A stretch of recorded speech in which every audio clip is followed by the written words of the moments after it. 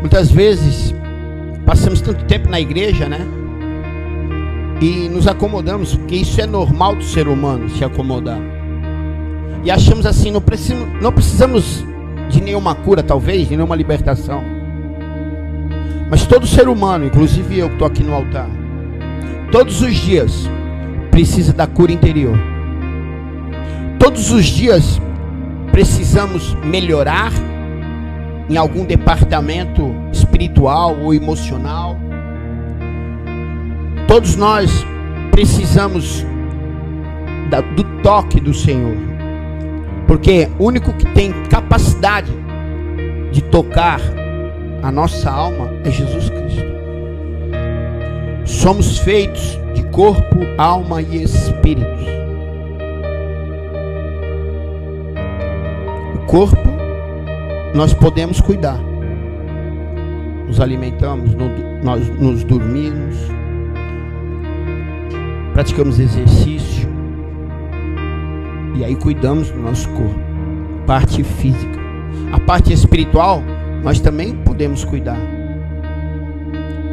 Nós oramos, lemos a palavra de Deus, jejuamos e nós mantemos esse relacionamento espiritual. Aquele que é do Espírito, alimente o Espírito. Aquele que é da carne, alimente a carne. Então, desses dois departamentos do que o homem e a mulher é feito, nós podemos cuidar. Mas da alma, só Jesus pode cuidar. A alma, nem eu e nem você tem a capacidade de tocar nela. A alma, só Jesus pode cuidar dela. Só Jesus pode tratar ela. Só Jesus pode curar ela. Só Jesus pode libertar ela. Só Jesus transforma a nossa alma. A alma é todas as emoções que carregamos desde quando nascemos até o dia de hoje. A alma, ela é carregada de sentimentos, sensações, de emoções, algo que não podemos tocar. Só Jesus. Então, se nós, seres humanos, cuidássemos melhor do nosso espírito, do nosso relacionamento com Deus, automaticamente a nossa alma, ela é tratada todos os dias, através desse Espírito, através do toque de Jesus. Mas como assim, pastor, o senhor está me falando? Eu vou dar exemplos para você. A depressão é uma doença da alma, onde nenhum médico e nenhum medicamento criado pelo homem pode curar.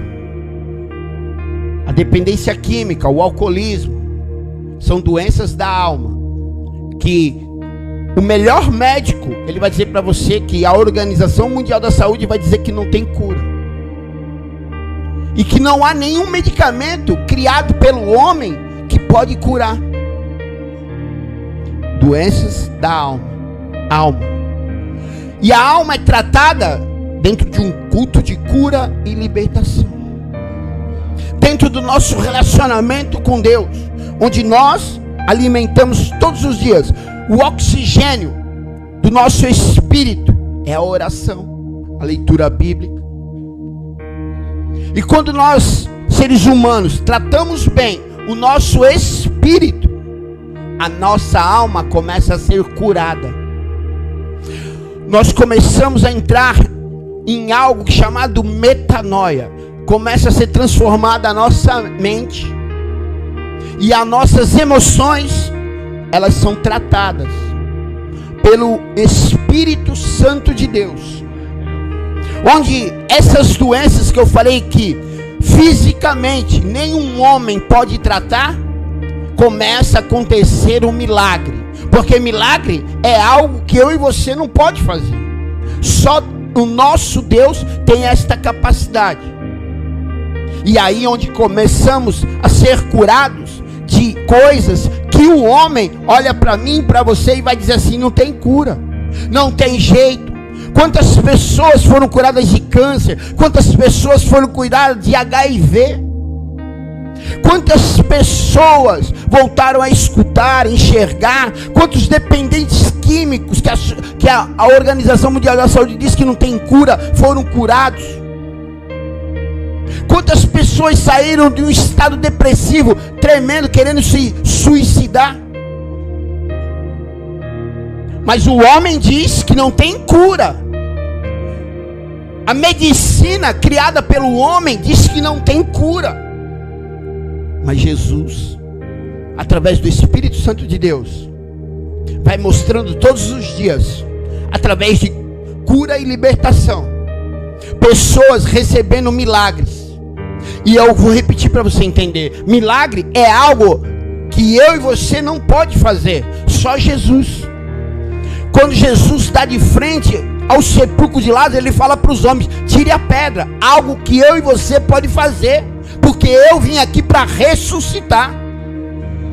Sabe o que Deus está falando para mim e para você? O possível é com você, o impossível é com Jesus. Sabe, muitas vezes queremos que as coisas caiam do céu, e não vai acontecer. Oração é uma palavra derivada de dois sinônimos: orar e ação. Oração. Eu oro, mas eu tenho que agir. O cego Bartimeu, ele toma uma decisão. Ele começa a clamar, e quando ele escuta a grande multidão passando, sabendo que Jesus está naquele meio, ele não enxerga, ele não conhece Jesus, ele nunca viu Jesus, e no meio de uma multidão, como ele ia saber aonde o mestre estaria? Mas ele toma uma atitude: oração, ação. Ele sai da beira do caminho, ele larga a capa, que era a vergonha dele, e ele decide ir para o meio da multidão e começar a gritar em alta voz. Ele toma, eu admiro ele, porque ele agiu com sabedoria. Se ele não enxerga, e ele está sabendo que a cura está ali naquele meio, só que há uma grande multidão, muitas pessoas reunidas, ele toma uma ideia, ele fala: vou gritar, vou chamar a atenção de alguém, talvez ele me escute. A multidão diz para ele calar a boca. E quantas vezes, quando nós tomamos a atitude, uma ação, e aí começamos a interpelar com as barreiras que a vida nos opõe, nós paralisamos e paramos. E nós falamos assim: até tentamos, mas na primeira adversidade nós paramos. Só que esse cego, ele me ensina de novo a sabedoria. Ele continua. Ele fala assim: eles estão mandando eu calar a boca, mas se eu ficar calado a minha boca, a minha vida vai voltar a ser o quê? Eu vou voltar para a beira do caminho e pedir esmola. Então ele toma uma atitude de fé. Ele fala assim: eles estão mandando eu calar a boca, eu estou me deparando com outra adversidade. Ele já tinha 3 adversidades assim. Ele não enxergava, ele não sabia quem era Jesus, onde Jesus estava, no meio de uma multidão. É igual você encontrar uma agulha no parede, ele não enxerga. E ele toma a atitude de gritar, a terceira barreira dele. Mandam ele calar a boca. Ele é cego, pedinte, homem que pedia esmola. Cala a boca, vai para o canto. Um homem rejeitado pela sociedade. Mas aí, ele fala: se eu ficar calado, minha vida volta para o quê? Não. E sabe o que ele faz? Ele não desiste. Ele começa a clamar em mais alto. A Bíblia fala que mais alto ele gritou, mais alto ele clamou, porque clamar e gritar é a mesma coisa. Mais alto ele clamou. E ele clama de uma forma diferente, porque as pessoas conhecem Jesus. Naquele momento chamavam Jesus de: ei Jesus, filho de José, o carpinteiro. Conheciam Jesus como filho de... Mas ele, através da fé, ele toma uma atitude. É uma ação. Eu falei que é orar. Ele toma uma atitude. Ele começa a chamar Jesus pelo nome do Pai Espiritual. espiritual. Ele fala: ei, filho de Davi, tem misericórdia de mim. Em alta voz. Estão mandando ele calar a boca, mas ele continua gritando mais. Você entende? Para você chamar a atenção de Jesus, você vai ter que fazer coisas que talvez vai incomodar o teu irmão do lado. Você vai ter que tomar uma atitude de uma ação que muitas vezes as pessoas vão olhar para você e vão falar assim: cala a boca, para, isso é fogo de palha. O mundo e a vida não é mamão com açúcar, ela é difícil. E muitas vezes quando você toma a primeira atitude de mudar de vida, você vai se deparar com muitas barreiras. Mas dentro das barreiras você tem duas escolhas: ou você paralisa, ou você continua. Ou você paralisa, ou você... Essa é a única opção que você tem. Ele me ensina a, em meio às barreiras e às dificuldades que se levantaram para ele, ele decide gritar mais alto. E ele decide gritar com sabedoria. Ele não chama Jesus como a multidão está chamando Jesus. Você entende que você não pode fazer a mesma coisa que os outros? Você tem que fazer algo diferente para chamar a atenção daquele que pode realizar o milagre nessa noite na tua vida.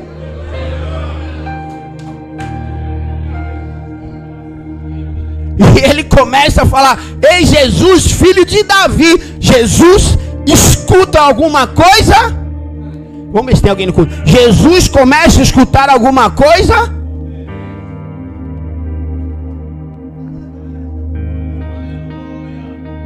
Tem uma multidão seguindo Jesus. E eu vou explicar para vocês o tipo de pessoas que seguiam Jesus na multidão.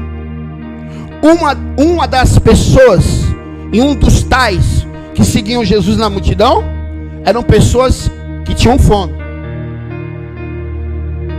5 pães e 2 peixinhos, 5.000 alimentou. Pessoas que viviam fora dos templos, pessoas necessitadas. Outros tipos de pessoas, um dos tais, eram os hipócritas e os fariseus. Pessoas que estavam ali querendo andar no meio da multidão disfarçada para especular sobre a vida de Jesus, para ver quem ele era, para poder levar para os mestres da sinagoga, para poder trair Jesus ou entregar Jesus. Outro dos tais que andavam na multidão atrás de Jesus eram pessoas que queriam se aproveitar de algo que ele podia dar. Não estavam ali procurando Jesus pelo que ele é.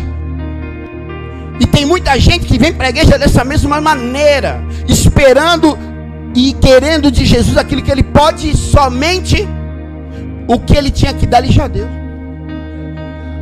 Ainda bem que tem alguém que entendeu.